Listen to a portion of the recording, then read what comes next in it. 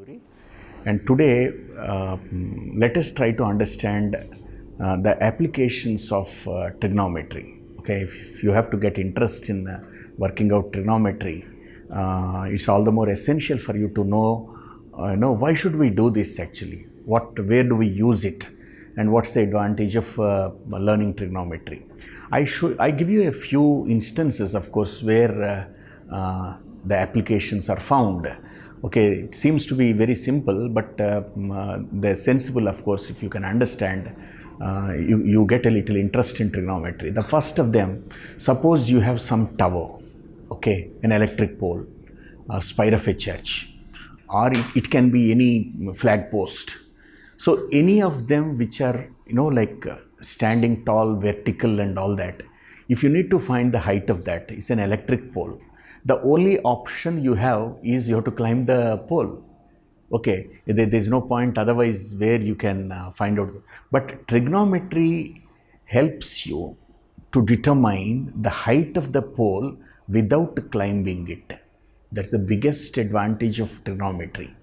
Okay, and I want to give you an example of that one. That is the first one. I'll give you some more example. Say, for example, you got a hill. Okay, and I don't take mountain, but I just take, say, some hill. If you want to find the height of the hill, it is not that easy, of course, because the way you go to reach the top of the hill is not the height of that. It is only the slant height. It is only the path you are following, of course, to reach the top, but that's not the height. Let us understand few such cases and let us see, okay, how this helps actually. My first example is this one. This is an electric pole, and let us say this is a horizontal, and this is the pole we are talking about. This is the top of that. And what I do is I can take a reading and I can determine this angle.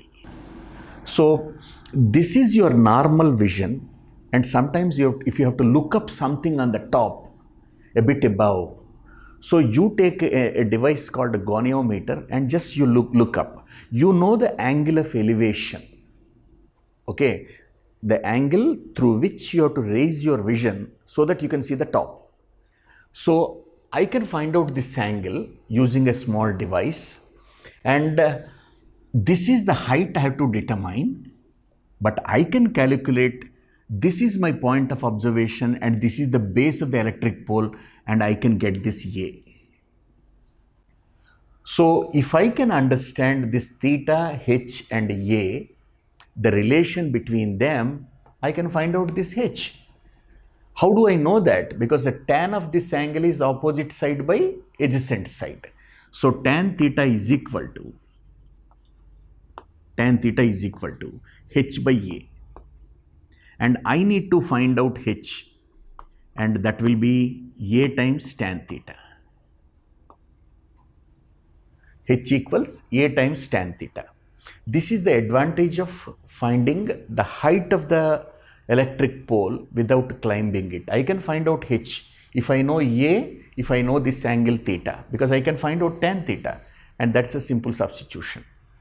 Let us take another example, and where I need to find out the height of the hill, okay, and that is like a very important one. This is the base, and I have got a hill here, and this is the height of the hill, and there is no way to reach that. There is no way to reach that. It is H. How can I drill a bore there and from the peak of the hill and go down till I reach that's impossible, absurd to think like that. But what is the way to determine the height? What I would rather do is that I take a point here on the base and I want to see the top, okay, and I find out this angle theta 1, okay, which angle I should use to raise up and see the top of the hill.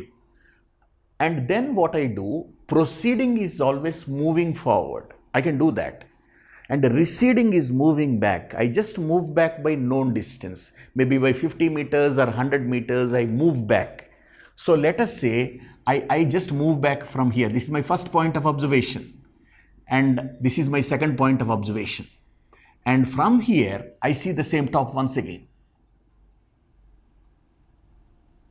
And I mark this angle is theta 2. So if I know these two angles and if I know this distance, and I can find out the value of this h, because tan theta I can find out, and tan theta 2, tan theta 1 if I know, I can easily find out, of course, the height of that hill.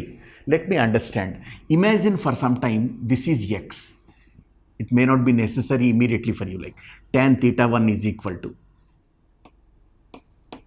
h over x, and tan theta 2 is equal to h over x plus a.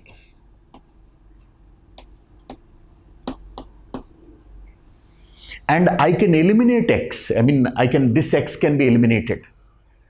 Okay, from the two equations you got, tan theta 1, because theta 1 tan theta 1 value you can find out, theta 2 angle tan theta 2 value, and h I have to determine. And if I eliminate x, because a is known to me, and I just can get this h value.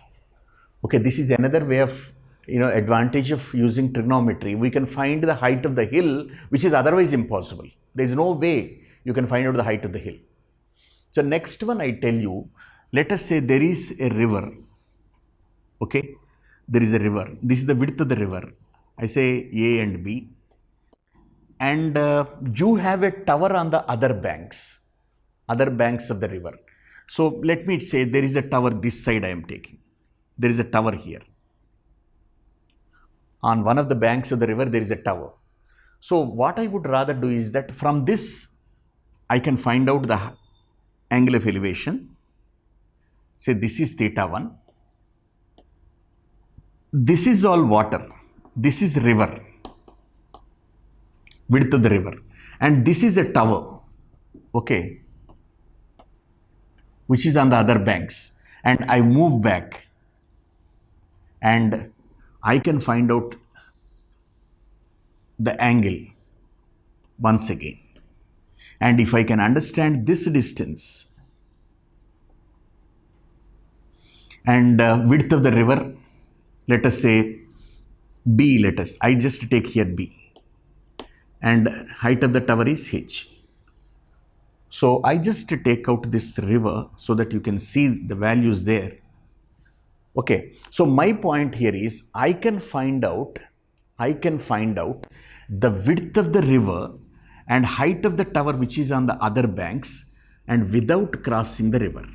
I repeat my point, of course. The advantage of trigonometry is we can find out the width of the river without getting into water, and we can find out the height of the tower which is on the other banks of the river from this side. Without crossing the river, you are trying to find out the height of the tower which is on the other side actually. What an advantage of this trigonometry, So if you know this B and H, you can determine, okay, this H you can find out. A you know, B we do not know, H we do not know, but tan theta 1, tan theta 2 can be calculated, okay. And this is the advantage of this one. I just mark here as A. A is already written here, of course. This is B, this is B, this is a C, and this may perhaps be D, okay. Then my next point is I have to find the height of a building which is on the other side of the road. Let us say there is a road here and there is a building on the other side. You can see a balcony or anything, okay. There is a building on the other side which has got so many floors, maybe 5, 6 floors, whatever it is. And your building is here. Okay, so AB is your house, independent house, which is on this side of the road, and CD is, okay, a complex you have got, and you see the top of this building on the other side of the road from your ground floor, and from here this is your normal site, and you look up to see the top of the building from your first floor, and let us say this is X, you can find out the width of the road, height of the building on the other side, and if you know the height of this building. Okay, so this is another advantage. Okay, I repeat this point. There is a building on the other side of the road. This is the road, and this is your like your building, independent house, of course, and from your ground floor you're looking up to see that the top of the complex, and from your first floor also you're seeing that, and using those two angles, okay, and this angle is theta 1, and you move up and find out theta 2, you'll be a little more comfortable when you go to your first floor. The angle of elevation decreases with the two angles, and your height, the building, your height, your building's height, you can find out the height of the building which is on the other side of the road, and also you can find out the width of the road. Okay, that's the advantage. So there are a number of ways of finding out, and you see sometimes there is a lighthouse. Okay, there is a lighthouse, and somewhere there is a boat, and you can find out at what distance that boat is, if you know, of course, height of the lighthouse and the angle with which you can see that. You are in a boat and mid of water, far away from the lighthouse, and this you have to go, like taking your boat near the lighthouse actually, and you can find out how much distance you have to travel if you know the height of the lighthouse and if you know the angle of elevation. So these are the advantages of trigonometry, and let us work out a few problems, of course, based on these assumptions. I repeat once again these points. You can find out the height of the tower or height of the pole without climbing it. You can find out the height of the hill without climbing it, which is otherwise not possible. And this one is, there is a river and there is a tower on the other banks, and from that part, and again by taking a reading from another point, by moving back, you can find out the width of the river without crossing it, without getting your feet wet, and you also can find out the height of the tower which is on the other banks. Okay, you are not crossing the river, you are finding the height of the tower which is on the other side. And there is a problem here. You have an independent house which has got only one floor and ground floor, and there is a building, of course, on the other side of the road, but you can find out the height of that building without crossing the road. Okay, that's the biggest advantage you got. And similarly, like the boats which are approaching the lighthouse, and they can determine, of course, at what distance they are from the port, and if they can find out the angle of elevation. Okay, the light you can see, and if you can find out the angle of elevation, and you know the height of the lighthouse, which doesn't vary, it is the same height all the time, and you can find out, of course, at what distance, how much more distance you have to travel so that you can reach the port. Because this is all for the safe conditions, and which distances and heights, that's what we are dealing with. Height is, of course, when it is vertical, and distance is when it is horizontal. And see, we deal with these heights and distances in trigonometry to our advantage. But only thing is, you should know the angle, and you should be able to find out usually the tan of that, because that's going to deal with heights and distances, because opposite side, adjacent side. Opposite side is generally the height, and adjacent side is generally the distance you're talking about on the base. And now let us take up a few problems from this exercise, and there is only one exercise. Fortunately, this is a very small chapter, and let us start working out. So first one, a circus artist, of course, is climbing a 20-meter long rope, and which is rightly stretched and tied from the top of a vertical pole of the ground. Find the height of the pole, and the angle made by the rope with the ground level is 30 degrees. And this is a very simple one, and let us understand. There is a vertical pole, and there is a rope tied at this distance. This is the rope, and the length of the rope is 20 meters, and the angle at which, of course, this is tied is 30 degrees. And what is the height of the vertical pole? Okay, this is what we have here. This is B, this is C. So AC is the rope.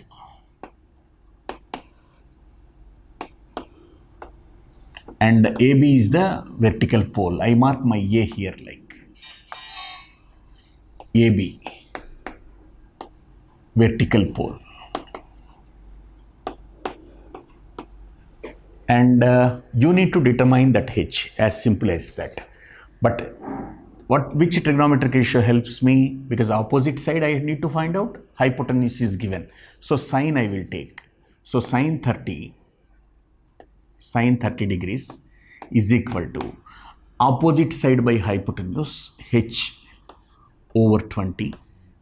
Sine 30 value I know because it is half is H on 20, and I can easily find out H is a 10. Okay, cross multiplication, twice H is 20 times 120 and H is 10. And therefore, height of the pole is 10 meters. Height of the pole is equal to 10 meters. So this is my first problem. My second one is a tree breaks due to storm and the broken part bends so that the top of the tree touches the ground. I just want to give you a rough figure. So this is the base. Earlier the tree was like this. Okay. The tree was like this when it was standing. But somewhere it breaks here. I just say I draw like this so that you understand that's the top of the tree. And it breaks somewhere in the middle and this part falls down like this. So it falls down and reaches the ground. Okay, earlier it was like this and it has fallen down like this. And now we are talking about this one. If you want to find out the height of the tree, there are two parts.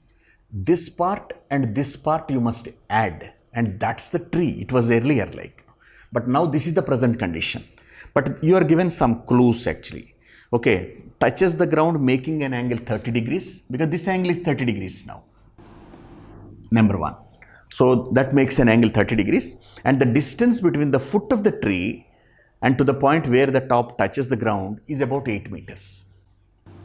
I tell you, this is the foot of the tree, and where the top reaches the ground, of course, let me say R, and this I say A and B here, and you should understand that AB is the same as AR.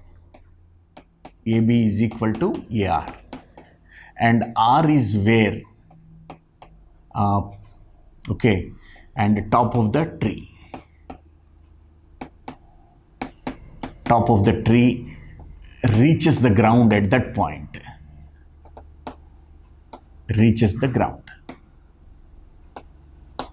And using those two values, you know one angle and one side is given. That's it, you need to determine. Fine. My first one goes like this. I need to find out AF. I have FR. Opposite side is not known. Adjacent side is known. The relation is tan theta. So tan 30 is equal to opposite side AF by FR. AF by FR. So let me substitute. Tan 30 value is 1 on root 3. AF I don't know, but FR I know is 8. And therefore AF is equal to, this 8 will come here, 8 on root 3. 8 by root 3 meters. If you want to simplify it, of course, you can multiply numerator and denominator by root 3 so that you can rationalize the denominator. So when you multiply here and here by root 3, you will have 8 root 3 on the top, and root 3 times root 3 is 3 meters. Leave it there. I just tell you how to simplify it a little later. You can write the value of root 3 as 1.732 approximately. And then you can find out this AF. But I have another part to determine, of course. AR I should find out. So now opposite side is known, hypotenuse is not known. AF I found out just now. So I use sine 30. Sine 30 is equal to AF by AR, and sine 30 is 1/2. AF I know 8 root 3 by 3, or you can say 8 by root 3. And you have in the denominator AR. You need to find out AR. AF I have written 8 on root 3 by AR. Now let us do the cross multiplication. AR will come up and 2 will go that side. So AR is equal to 2 times 8 by root 3, of course, 16 by root 3 meters. Now I start working out now. I need AF plus AB, the height of the tree, or AF plus AR, because that's the tree, of course, after it was broken. So AF and AR I must add. It's a very easy one. Start working. AF plus AR. AF plus AR is equal to, this is 8 on root 3 and plus AR is 16 by root 3. Same denominator, I can say 24 on root 3. 24 is 8 times 3 by root 3. This root 3 gets cancelled in root 3 times. So my answer is 8 root 3. That's the height of the tree. Once again, AF I found and AR I found using this angle and this 8 meters, and AF and AR I added. That's it. Okay, we get height of the tree where before it was broken. And my next problem is, fine.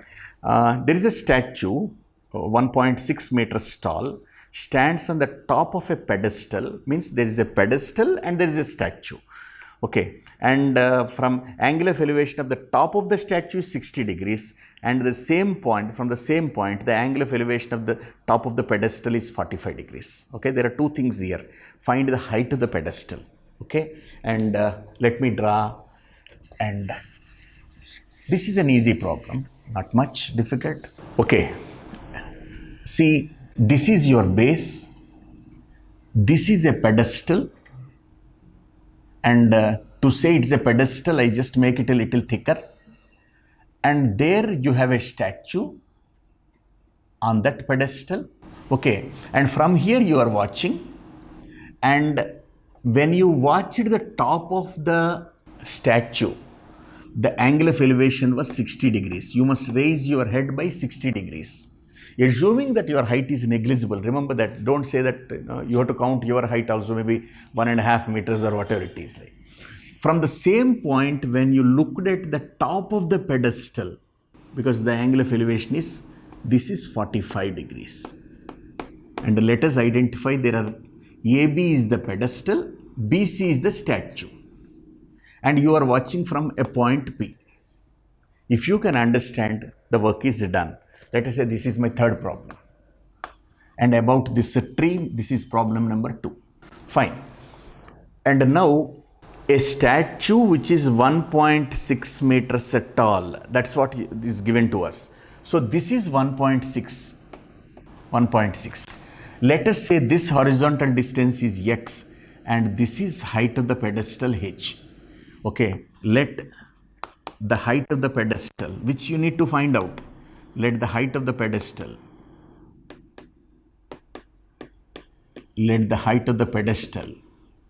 be h, and AP is equal to, of course, you say x.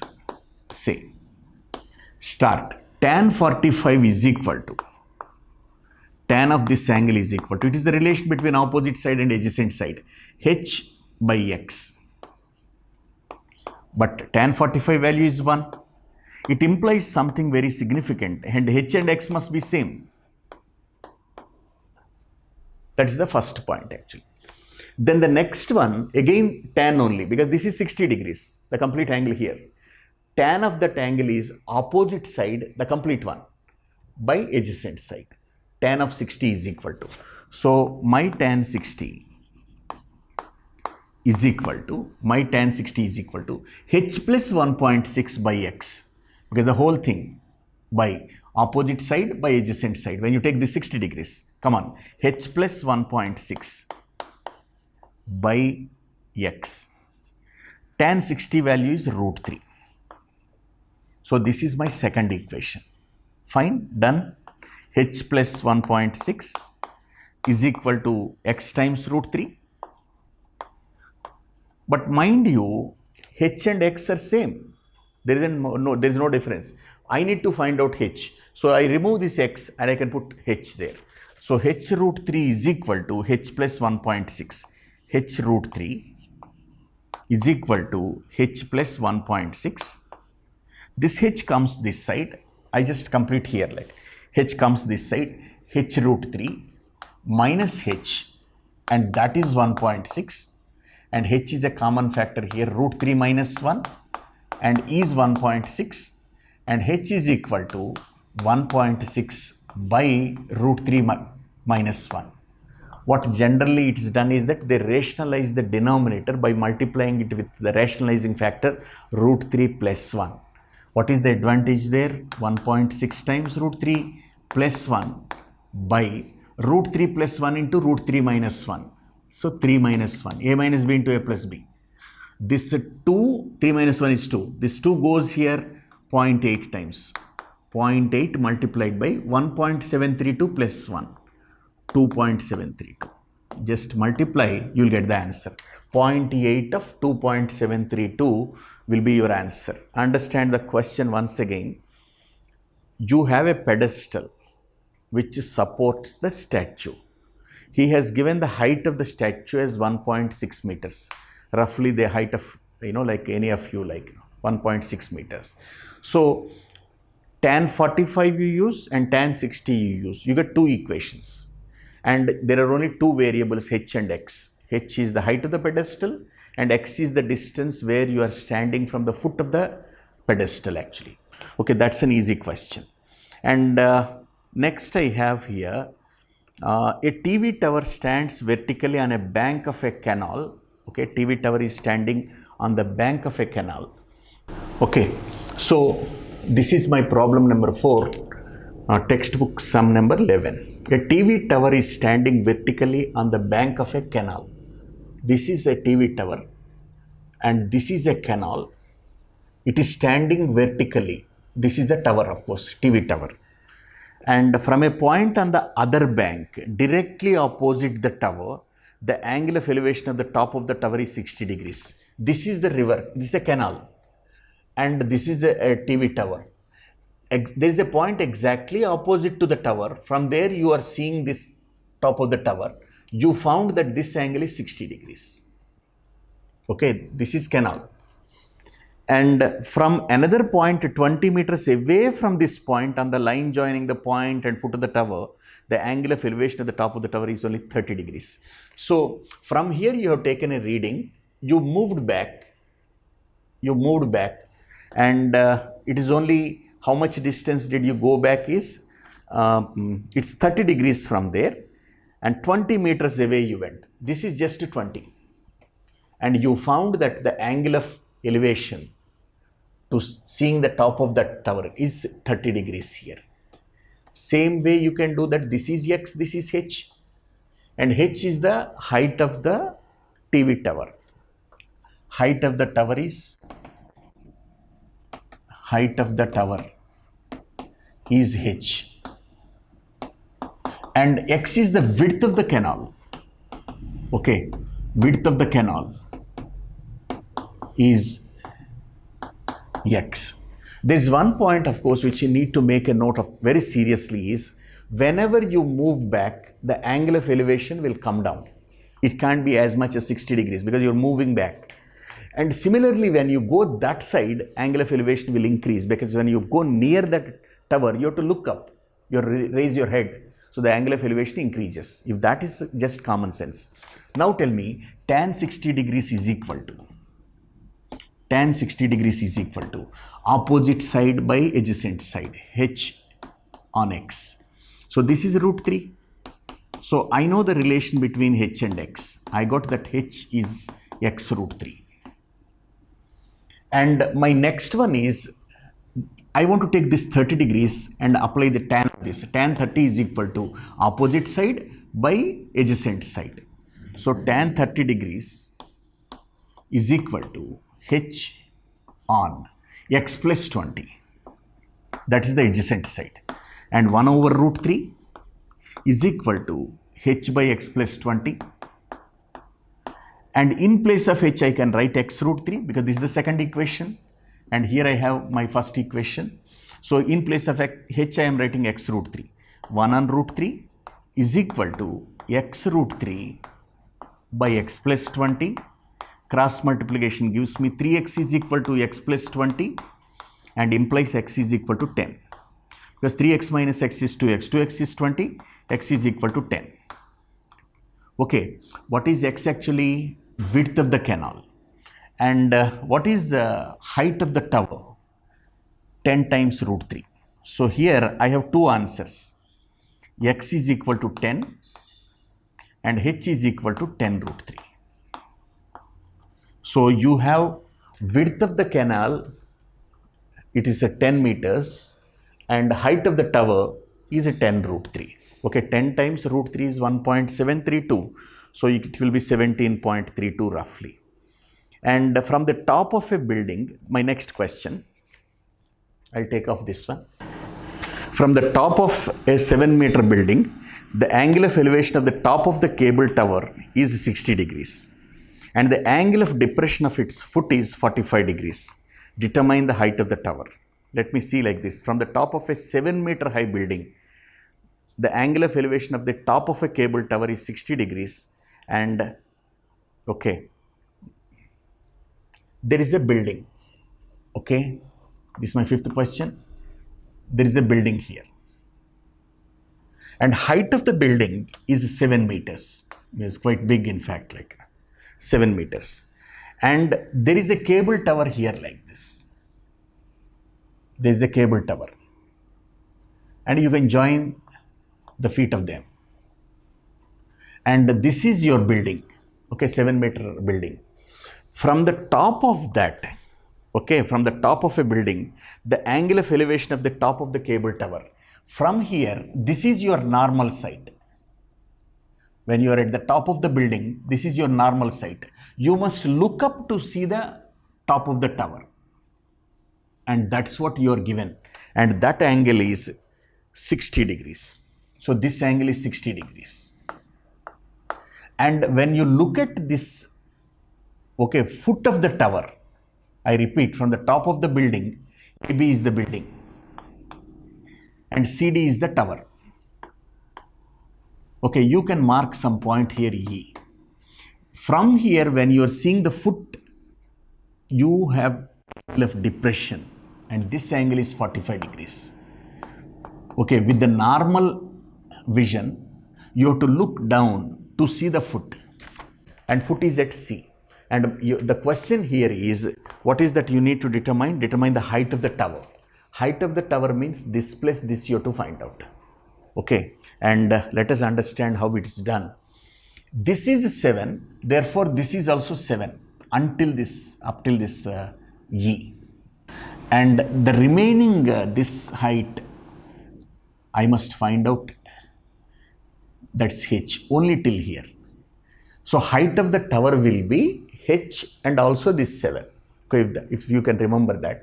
Say mark some X here, no problem. Come on, let us start. Tan 45 is equal to opposite side by adjacent side. Tan 45 is equal to opposite side 7 by X. Tan 45 is 1. It implies that X is equal to 7. Okay, 7 meters. So I got X now. The next one is, I take this triangle. Tan 60 degrees is equal to opposite side by adjacent side. So tan 60 degrees is equal to H by X. And H is equal to, tan 60 degrees value is root 3. H is equal to X root 3. But X is 7. So 7 root 3 meters. My work is done. If I have to find the height of the tower, I must add h and 7. So height of the tower is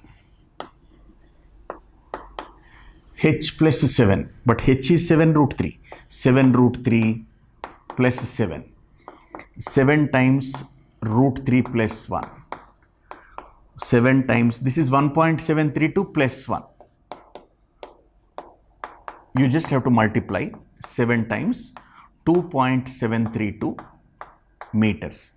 And the answer is 7 times 2, 14, 4, 1. 7 times 3, 21 and 1, 22, 2, 2. 7 times 7, 49 and 2, 51, 1, 5. 7 2 is 14 and 5, 19. 19.124 meters. That is the height of the tower. It's a very simple one. This is the tower and this is the building. From the building, top of the building, when you are watching, you got an angle of elevation of 60 degrees to get the top of the tower.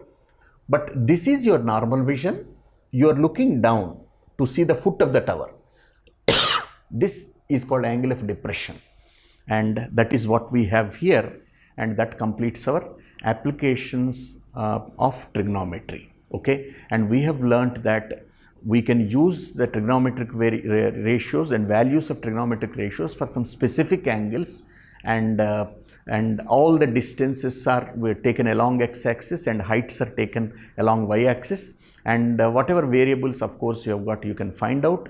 And therefore trigonometry is so advantageous when you have to determine the heights particularly and also the distances, because you are measuring simply the angles, of course, angle of elevation, angle of depression. Thank you very much. And that is our applications of trigonometry.